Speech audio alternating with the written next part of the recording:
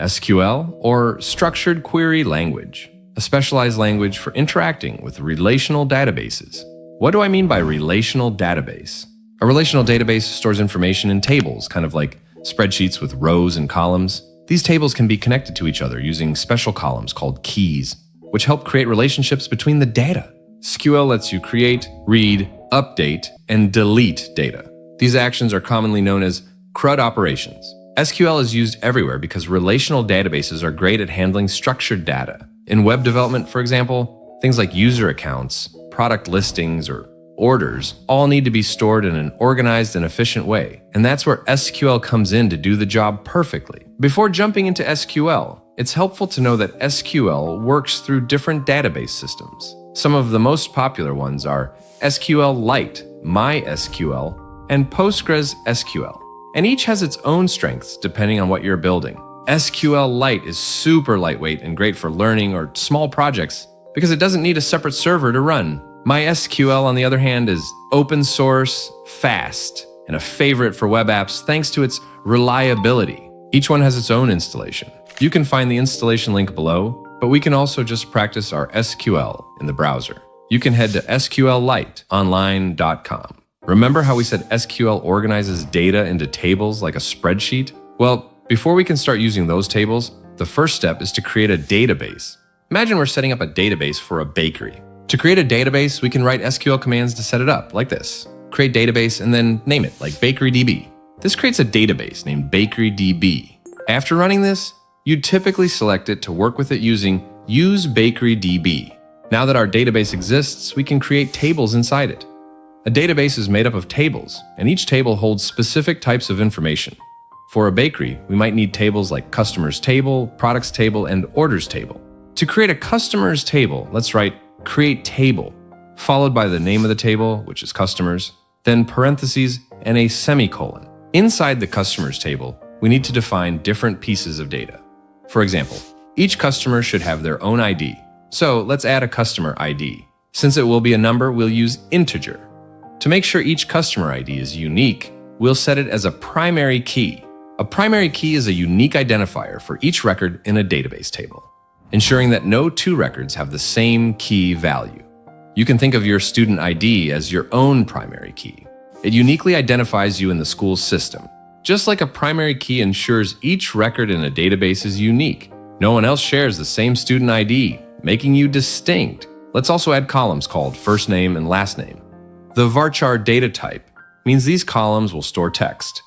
And by specifying 50 characters, we're saying that each name can be up to 50 characters long, meaning they can store pretty much any name, but not longer than 50 characters.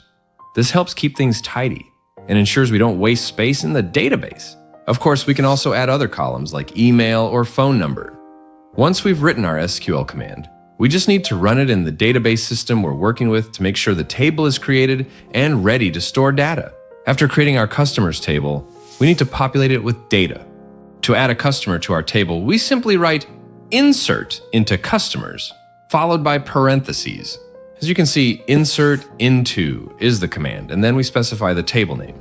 This tells the database to insert data into that specific table. Inside the parentheses, we list the column names we defined earlier, such as customer ID, first name, and so on. This serves as our list of columns. Now, to populate the row with actual data, we use the values keyword, followed by another set of parentheses. Here, we'll add the actual data, like the customer ID, first name, last name, and so on. Of course, for this command to work, we need to click Run, and ta-da!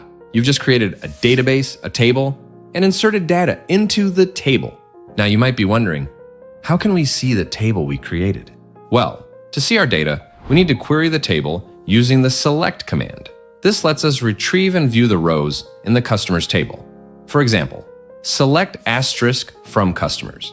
The select command tells SQL that we want to get some data, while the asterisk means you're selecting all the columns in the table. So it includes customer ID, first name, last name, email, and phone number.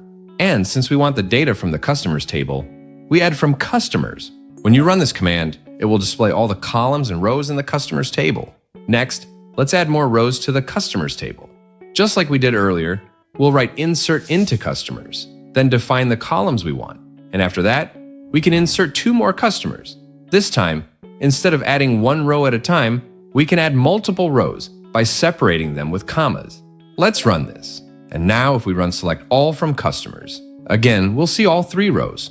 Hey, if SQL commands overwhelm you, like creating databases, tables, and more, we've provided a free detailed cheat sheet for our Kofi members. So make sure to check it out. Now that we know how to query all our rows, what if we want to filter them further? For example, what if we only want to see customers with a specific first name, like John? That's where the where clause comes in. This clause lets us filter the rows based on a condition. For instance, here, we check the first name column for rows, where the value is John. When we run this, it will look through each row and only show the ones where the first name is John. Just a reminder, we use single quotes around text values in SQL. Now, here's where it gets interesting. Remember the asterisk? It tells SQL to retrieve all the columns in our table, right? What if, instead of using asterisk to get all the columns, we choose just the ones we need? For example, we can select only the first name, last name, and email columns from the customers table. If we run this, it will return only the first name, last name, and email columns, exactly as we wanted. And that's not all. We can also combine the where clause with this. For example, let's say we only want to see the email of the customer named Mary. This query will select the email column from the customer's table where the first name is equal to Mary. To recap what we've learned so far, select all from table name is used when you want to get all the columns and rows from a table. But if you only want certain columns, you can replace the asterisk with the column names you need. If you want to filter the rows based on certain values, you can use the where clause to find specific matches. With this, you can easily explore and work with SQL to get the data you need. Now, let's dive deeper into creating more tables, establishing relationships between them, and exploring additional SQL features to make our database even more powerful. Our bakery needs more than just a customers table. Let's also create a products table to store information about the items we sell, like cakes and cookies, and an orders table to track customer purchases. The products table will store details about each item, such as a product ID, name, price, and description. Here's how we can create it. This SQL code makes a products table with a product ID as the main ID, a product name, a price that can have 2 decimal places, and a description that can be up to 200 characters long. After that, let's also insert some sample products, like chocolate cake, blueberry, and croissant. Run this and our products table will have data in it. Then run select all from products to see everything in the table. Next, we need to set up an orders table to keep track of what customers buy. For example, if someone like John wants to order a croissant, we'll want to save details like who he is, what he's buying, when he placed the order, and how many croissants he wants. The orders table connects customers to the products they buy, so it needs to use information from both the customers and products tables. Here's the first setup. This creates a table called orders with these columns: order ID, customer ID, product ID, order date, and quantity. But there's a small problem. We need to make sure that the customer ID and product ID in the orders table match real customers and real products. That's where foreign keys come in. A foreign key is just a way to connect one table to another. It makes sure the values match, keeping the data correct. Now, customer ID links to the customers table, and product ID links to the products table. This makes sure every order belongs to a real customer and a real product. Let's run this code to create the orders table. I know this might feel a little confusing at first. To make it easier to understand foreign keys, let's add 2 orders to our orders table. In this example, the first number is the order ID. This is like the order number you get when you buy something at a restaurant. It makes sure each order has a unique number. The next number is the customer ID. Customer ID 1 is Jane Doe, and customer ID 2 is John Smith. This is where the foreign key helps, because it connects the orders table to the customers table. Then we have the product ID. Product ID 1 is a chocolate cake, and product ID 2 is a blueberry muffin from the products table. After that, we add the order date, which shows when the order was made, and the quantity, which shows how many items were ordered.